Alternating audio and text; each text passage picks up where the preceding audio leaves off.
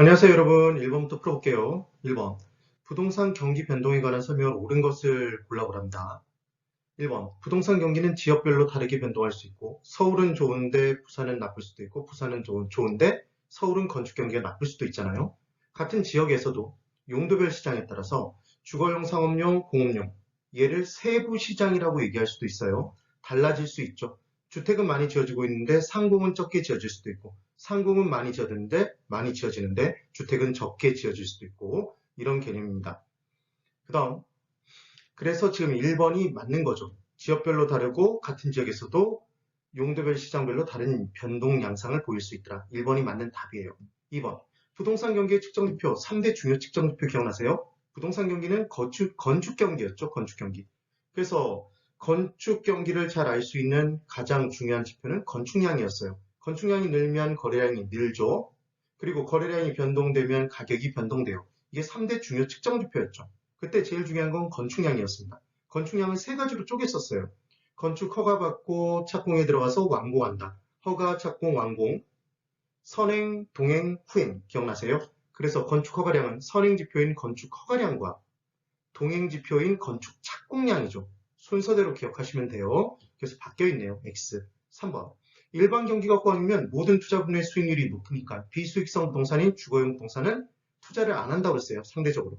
그래서 주거용 부동산 경기는 상대적으로 나빠지니까 역순환하고 일반 경기가 호황이면 물건이 잘 팔리니까 상업용 건물, 공업용 건물이 더 많이 지어진다고요. 그래서 상공은 동시순환하죠. 그래서 X. 4번. 부동산 경기가 하강 국면이면 떨어지고 있을 때 직전에 거래된 거래사례 가격은 제일 높겠죠. 그래서 현재 시점에서 새로운 거래 가격의 하한이 아니라 상한선이 됩니다. 그 다음 5번. 8월 이제 5번 보기 전에 회복시장과 상향시장이 있어요. 그럼 회복시장, 상향시장은 가격이 올라오고 있죠. 가격 상승. 초과 수요가 발생하는 시장이네요. 초과 수요끼리 서로 사기 위해 경쟁하는 시장에서 누가 힘이 세요? 매도인이 힘이 세죠. 그래서 매도인 중시 영향을 띈다. 그럼 올라가고 있으니까 기존 가격보다 올라가고 있으니까 기존 가격이 제일 낮죠. 하한가. 후퇴시장과 하향시장 가격이 하락하고 있어요. 가격 하락은 초과 공급에 의해서 나타나더라. 초과 공급은 초과 공급끼리 서로 팔기 위해 경쟁하면 매수인이 힘이 센 거죠. 그래서 후퇴시장, 하향시장은 가격이 떨어지고 있으니까 기존 가격이 제일 높네요. 상한가가 되더라. 그 다음 5번. 비주기적 변동의 세 가지가 대표 주자였죠, 여러분. 추세적 변동과 그리고 계절적 변동, 무자의적 변동이 있었습니다. 그때 계절에 한 번씩 반복되는 게 계절적 변동, 재개발, 개발 등에 의해서 50년 이상의 시간을 두고 발생하는 게 추세적 변동이었죠. 걔를 장기적 변동이라고도 했어요. 추장 우리가 이렇게 기억했었죠. 그 다음 예측할 수 없는 사태에 의한 변동이 무자의적 변동이었습니다.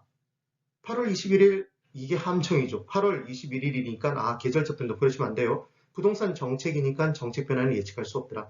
얘는 무자의적 변동이 됩니다. 그래서 1번은 답이 1번인 거죠. 그 다음 2번. 부동산 관련 조세 중 지방세이며 보유과세이며 누진세 유형에 모두 해당하는 것. 이미 답은 나왔어요. 재산세죠. 자, 다시 정리해 볼 거예요. 취득 단계에서 우리 취득세 내죠. 여러분 취득하면 그 다음 등록 면허세를 내게 돼 있습니다. 그 다음 보유했다 재산 보유했네 재산세. 정적으로 많이 보유했네 종합부동산세 종부세. 양도하게 되면 양도소득세 내잖아요. 얘들이 본세고 여기에 붙는 똘마니가 있었죠. 오징어에 달라붙는 땅콩들이 있었어요. 부가세가 있었습니다.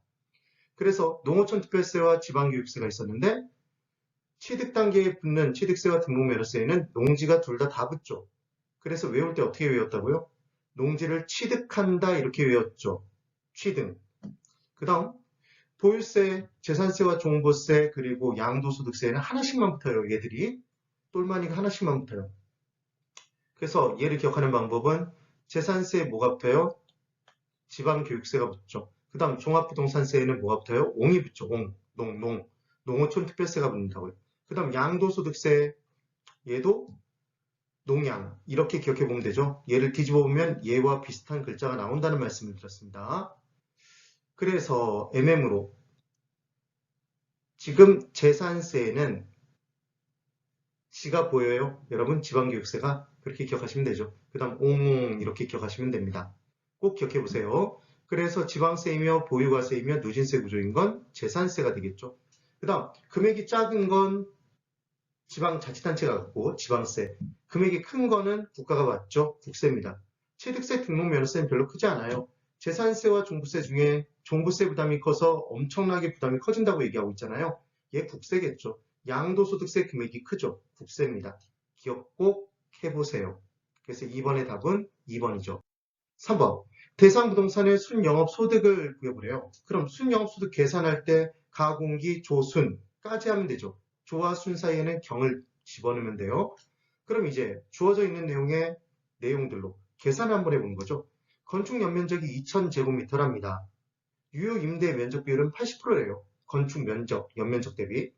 그럼 2000에 0.8 곱하죠. 연평균 임대료가 제곱미터당 10,000원이래요. 그럼 당연히 연평균 임대료는 제곱미터당이니까 제곱미터에 곱하겠죠. 2000에.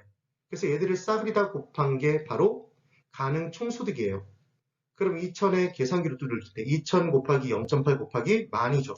그럼 얘는 1600만 원이 나옵니다. 그래 놓고 이제 유효 총소득을 계산하려고 봤더니 평균 공실률이 10%래요. 그럼 여러분 1600에 0.1 곱해서 160만 원을 공실 충당금으로 계산을 하지 마시고 우린 유효 총소득 남아있는 게 궁금하니까 0.1, 10%만큼 빼면 90%가 유효 총소득으로 남는 거죠. 맞나요? 그럼 그냥 1600에 곱하기 0.9를 해주시면 1440이 나옵니다. 1440만 원. 그래 놓고 영업경비가 유효 총소득 기준으로 40%만큼 발생한대요. 그러면 순영업소득은 유효 총소득 기준으로 몇 프로가 남을까요?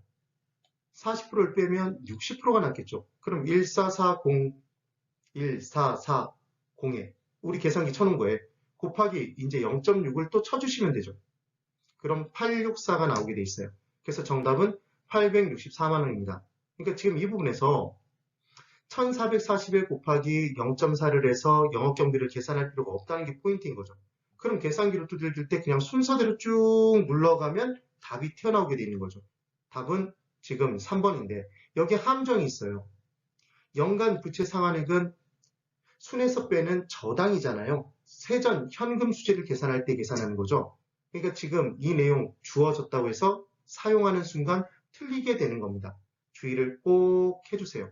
그러니까 안 헷갈리기 위해서는 가공기, 조, 순까지 딱 적어놓고 문제를 풀면 연간 부채 상환액 쓸 필요 없다는 걸 아실 수 있겠죠? 네, 이렇게 푸시는 겁니다.